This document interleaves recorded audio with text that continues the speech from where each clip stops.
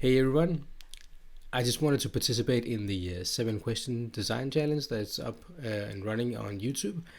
As I'm fairly new on YouTube, I thought it was a great idea to share a little bit more about who I am and what my thoughts are on the design, industrial design matters. I have a small Instagram account called Designersvane.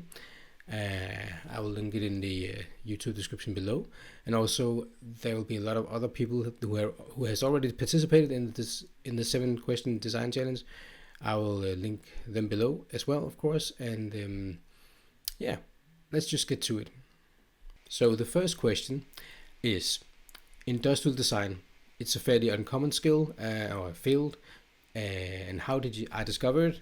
And actually, I kind of discovered it while I was studying. I was studying to become a development engineer, and the idea about that study is that you get to know a little bit more about the whole process of developing a product from initial conception to the finished product in mass production, for instance.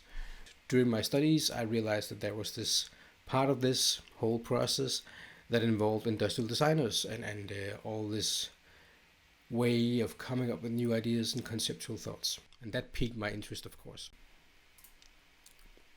Second question, how do you explain your job to people that don't know about industrial design? Well, I come across it from time to time, of course, like everybody else. And I think it's kind of the same thing. You have to find something that can explain it in a matter so that everybody understands it, of course. And what I typically do is I just say I design products, I sketch them, I conceptualize them, I think about the challenges that people face when they are in their daily lives on any given thing, something that would annoy them. So I could use examples from their daily life. Annoying keychains, things that doesn't work with your phone, charging, LEDs that light up when you don't want them to, other experiences that are bad in their regular life when they are working or using different products or things. And then I explain that I try to improve that experience by designing new and better products. And that's kind of how I typically explain what I do, without getting too far into the details, of course. Question number 3.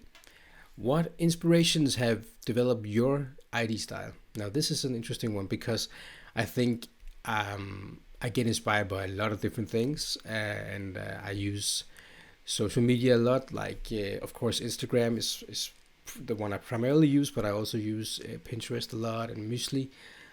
So actually, I think I'm inspired by and core design and all that stuff. Core 77. Well, I'm just inspired by a lot of different things and people that are so creative and great out there. So I think that's my main source of inspiration. I think that's kind of what's developing my style, but also I think I have probably been working at a medtech company for a while as an industrial designer, and while I've been doing that for about 7 years at a company called Coloplast, and they make ostomy products, incontinent products, all that stuff.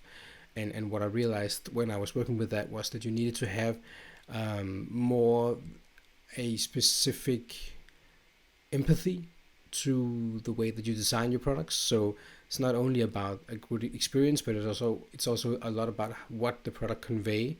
And I think that a friendly and intuitive approach to the look and feel of the products that I kind of design at the moment, particularly, are very much what I would like that the vibe to come off from the products that I make or design. It doesn't mean that I don't like techie products, because I'm a real big gadget freak. But I think this way of having something that is approachable, friendly, non-intrusive, and just kind of blends in and fit naturally into your environment, that doesn't scare you when you look at it, doesn't make you confused while you try to use it, doesn't make you feel stupid. I think that's a lot of the things that I try to put into my products, at least. And most of the time it works. All right, question number 4. Which company would you love to design a product for? And this is interesting. I think being a gadget freak, I would say that if you had asked me for, when I graduated as a design engineer back in 2006, I would have loved to design a product for Nokia. I'm, born and raised in Denmark, almost. At least I'm raised in Denmark. And I have Danish parents, and I think that the heritage that comes from Nokia, being a Scandinavian company, and really being at the forefront of development, at least back in 2006, I really wanted to go there and work for them, as I loved, phones and gadgets and all that stuff. So yeah, I think if I had the chance and I could turn back time a little bit, I would probably have chosen Nokia. Then came Apple, and I think that's sort of also one of the companies that I would love to try my hands on. Also Microsoft, I think their work with the Surface line is really inspiring as well. And of course Google, at the home products, the Nest and all that stuff that they do there is great. I think a lot of the design, the aesthetics that they use are in the same ballpark as the stuff that I'm trying to design. So I think for within tech, I would love to do that. But actually, having said that, I think that maybe I would love to design one for IKEA as well, because what I actually love a lot about IKEA is the democratic design approach, and the way that they think about not only the products and the cost, but they think a lot about the sustainability of them, and the materials that they use, and disassemble, all that stuff. I think that's great, and it's a real challenge to make something that feels and looks really nice, but still delivers on all the other parameters. So yeah, IKEA would be on my top 5 list of great companies that I would love to work for. Question number 6. What is your go-to industrial design program and why? If you go to my Instagram feed, you would see instantly that I use Keyshot a lot. I use SolidWorks a lot. I think for modeling, of course, that would be SolidWorks. That is what I've been using real in depth for many years now. Question number 6. What do you dislike most about industrial design? I think it's the whole premise of industrial that I don't like that much. You could say that designing a product, mass producing it, has great potential in getting costs down and be efficient with materials and stuff, and I love that. The downside to that is that you can actually risk getting a lot of products that will just be landfill at some point, or won't be used, or will just sit on a shelf somewhere and in a stock room or something. I think that would be horrible. I work with as I said, a company called Coloplast, and I love the way that they approach designing their products, but at the same time, most of them are single use, and I kind of it's always been a challenge for me to accept that a lot of the products that I make have been been produced in millions, right? And a lot of them actually, some of them end up places where I don't want them to end up. I was out running the other day. I found the catheter lying on the side of the road, and that was a bad experience, and that got me to think, is there anything we can do to improve on that, so people won't throw them anywhere, or just take them with them and get them recycled in a proper fashion.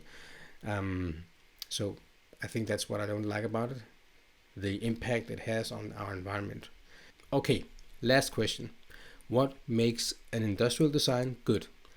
I think it's got a lot to do with intuition, and a lot of it is probably based on past experiences, semiotics, and the way that you typically deal with products in that category that will help you recognize what the product's intended use are, and that will then help you just work with it seamlessly. So I think that will be a lot of, how I think about a good design product. So to me, it's a lot about context and the way that it's functioning in a context that is your daily life. Oftentimes, if you can get it to work really well there, and provide that extra level of experience to that situation, I think that would be great. So things that just kind of work for you when you need them, don't intrude on your daily life and become an annoyance when you don't want them to. That, I think that's also very important. So yeah, so good design is intuitive. A good design is providing a better experience to you in your daily life, and yeah, it's there when you need it, and it's not there when you don't need it, right? So, all right, thank you so much for letting me participate in this.